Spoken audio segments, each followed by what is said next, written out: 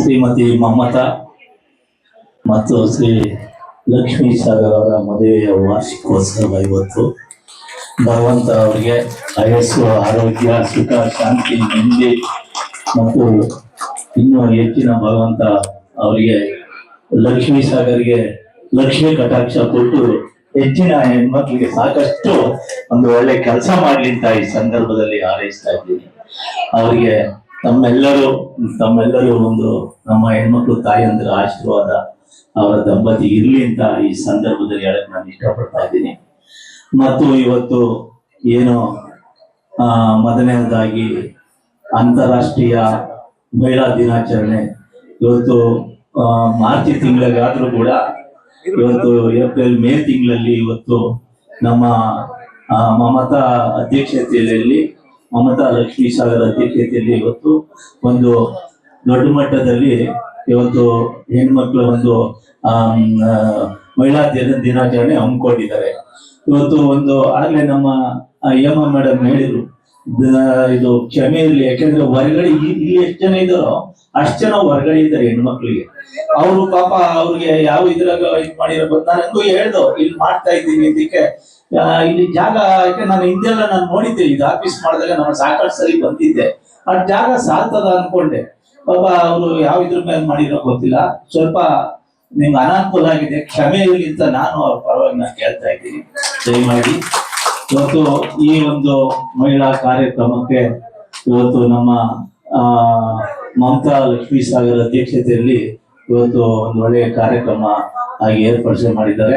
ಈ ಒಂದು ಕಾರ್ಯಕ್ರಮಕ್ಕೆ ಅವರ ಪತಿಯವರಂತ ಲಕ್ಷ್ಮೀ ಸಾಗರ್ ಇದ್ದಾರೆ ಮತ್ತು ನಮ್ಮ ಆತ್ಮೀಯ ಗೆಳೆಯರಾದಂತ ನಾಗರಾಜ್ ಅವರು ಇದ್ದಾರೆ ಮತ್ತು ಈಗ ತಾನೇ ಮಾತಾಡಿದಂತರು ನಮ್ಮ ಲೋಕೇಶ್ ಗೌಡ್ರು ಇದ್ದಾರೆ, ನಮ್ಮ ಮುನ್ರಾಜನವರು ಇದ್ದಾರೆ, ನಮ್ಮ ಭೀಮಣ್ಣವರು ಇದ್ದಾರೆ, ನಮ್ಮ ಈ ಭಾಗದ ಮುಖಂಡರಾದಂತ ಸ್ನೇಹಿತರಂತ ಮೂರ್ತಿ ಅವರು ಇದ್ದಾರೆ, ಕೃಷ್ಣಪ್ಪನವರು ಇದ್ದಾರೆ, ನಮ್ಮ ನಾಗಣ್ಣವರು ಇದ್ದಾರೆ, ಶಿವಣ್ಣವ್ರು ಇದ್ದಾರೆ, ಹಾಗೂ ನಮ್ಮ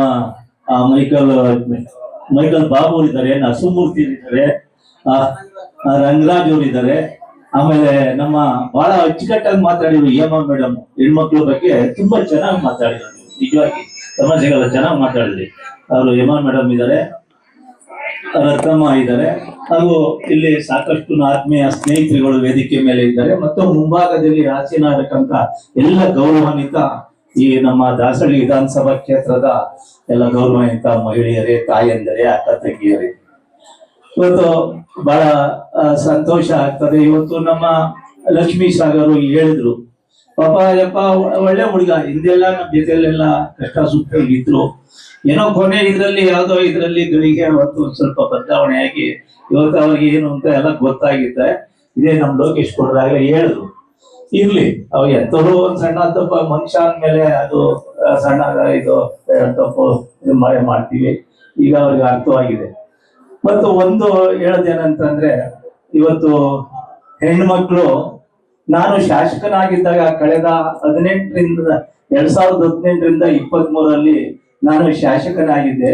ತಮ್ಮೆಲ್ಲರ ಆಶೀರ್ವಾದದಿಂದ ಅದು ಈ ಭಾಗದಲ್ಲಿ ಹೈಯೆಸ್ಟ್ ಮತ ಕೊಟ್ಟು ಗೆಲ್ಸಂತ ನಮ್ಮ ಈ ಭಾಗ ಸುಂಕುರಗಟ್ಟೆ ಯತ್ನಾಳಿ ಭಾಗ 4,000 ಲೀಡ್ ನಲ್ಲಿ ಗೆಲ್ಸ್ಬಿಟ್ಟು ಕಳ್ಸ್ಕೊಟ್ಟಿದ್ರಿ.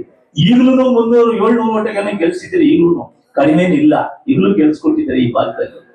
ಇಲ್ಲಿ ನಾನು ನೀವೇನು ಆಶೀರ್ವಾದ ಮಾಡಿದ್ರು 5 ವರ್ಷದಲ್ಲಿ ಏನು ಕೋವಿಡ್ ಬಂತು, 2 ವರ್ಷ ಕೋವಿಡ್ ತಿಂದಾಕ್ತು ಟೈಮ್. ಆಮೇಲೆ ನಾನು ವಿರೋಧ ಪಕ್ಷದಲ್ಲಿದ್ದರು, ಕುಮಾರಸ್ವಾಮಿ ಅವರು 1 ವರ್ಷ ಮುಖ್ಯಮಂತ್ರಿ, ನಾನು ಶಾಸಕನಾದಾಗ 1 ವರ್ಷ ಮುಖ್ಯಮಂತ್ರಿ ಆದ್ರು.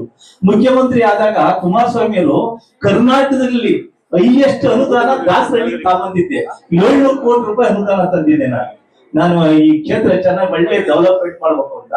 ಅದ್ ತಂದಾಗ 1 ವರ್ಷಕ್ಕೆ ಸರ್ಕಾರ ಬಿದ್ದೋಯ್ತದು. ಆ ಸರ್ಕಾರ ಬಿದ್ದೋದಾಗ ದುಡ್ಡು ಇವ್ರು ವಾಪಸ್ ತಗೊಂಡ್ಬಿಟ್ರು ಅಂತ ನಾನು ಸುಮ್ನೆ ಕೂತ್ಕೊಂಡಿಲ್ಲ, ಸುಮ್ನೆ ಕೂತ್ಕೊಂಡ ನಾನು. ಕೋವಿಡ್ ಇದ್ದಾಗ ಆಗ್ಲೇ ಹೇಳಿದ್ರು, ನಮ್ಮ ಸಾಗರ ಎಲ್ಲ ಕೇಳೋ ವಿಚಾರ ಹೇಳಿದ್ರು.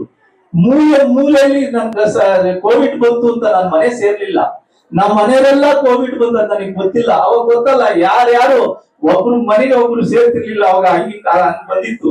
ಆವಾಗ ನಾನು ಇಡೀ 3,750 ಜನಕ್ಕೆ ಕೋವಿಡ್ ಅಲ್ಲಿ ಬೆಡ್ ಕುಡಿಸ್ತವನು ನಾನು. 8 ಜನಕ್ಕೆ ಹಗಲು ರಾತ್ರಿ ಬೆಡ್ ಕುಡಿಸ್ತವನು. ಆಮೇಲೆ ಹಾರ್ಟ್ ಆಪರೇಷನ್ ಇಡೀ ಡಾಕ್ಟರ್ ಮಂಜುನಾಥ್ ಹತ್ರ 600 ಚಿಲ್ಲರೆ ಜನಕ್ಕೆ ಹಾರ್ಟ್ ಆಪರೇಷನ್ ಮಾಡಿಸ್ಬಿಟ್ಟಿದ್ದೆ ಫ್ರೀ ಆಗಿ. ಈ ಕ್ಷೇತ್ರ ಜನರಿಗೆ.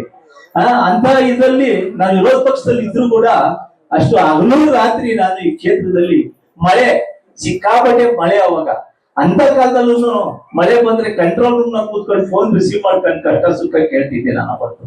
ಅಂತ ಕೆಲಸ ನಾನು ಮಾಡ್ಕೊಂಬಂದವನು. ಇರ್ಲಿ, ಅದು ಏನೋ ಲಾಸ್ಟ್ ಇದ್ರಲ್ಲಿ ಒಂದು ಕೊನೆ ಇದ್ರಲ್ಲಿ ನಾನು ನೀವೆಲ್ಲ ಮಾಡಿರೋದು, ನೀವೆಲ್ಲ ಮಂಜಣ್ಣ ಗೆಲ್ಬೇಕು ಅಂತ ಪಾಪ ಓಟ್ ಹಾಕಿದ್ದೀರಿ. ಕೊನೆ ಇದ್ರಲ್ಲಿ ನಾನ್ ಸ್ವಲ್ಪ ಎಡು ಕಂಡು 4,000 ಚಿಲ್ಲರೆ ಓಟಲ್ಲಿ ಸೋತಿದ್ದೀನಿ ಅಷ್ಟೇನೆ.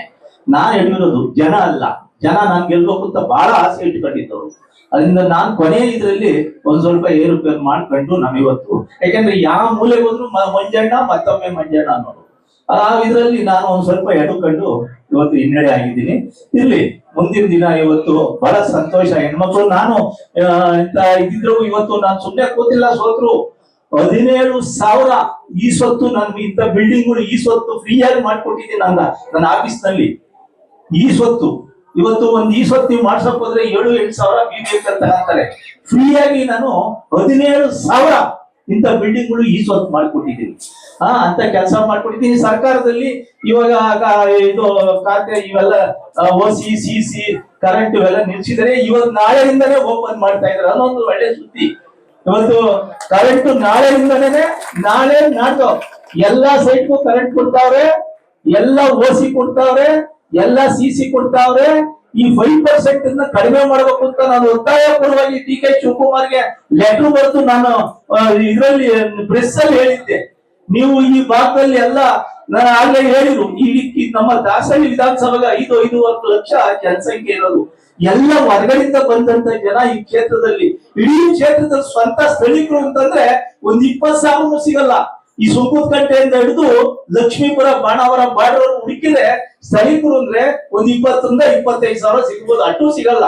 ಇನ್ನೆಲ್ಲ ಮೈಗ್ರೆಂಟ್ಸ್ ಹೊರಗಡೆಯಿಂದ ಬಂದಂತ ಜನ ಇಲ್ಲಿ ವಾಸ, ಅವ್ರವ್ರ ಬದುಕು ಕಟ್ಕೊಂಡು ಸೂರು ಕಟ್ಕೊಂಡು ಮಕ್ಕಳು ವಿದ್ಯಾಭ್ಯಾಸ ಮಾಡಿಸ್ಕೊಂಡು ಇವತ್ತು ಇಲ್ಲಿ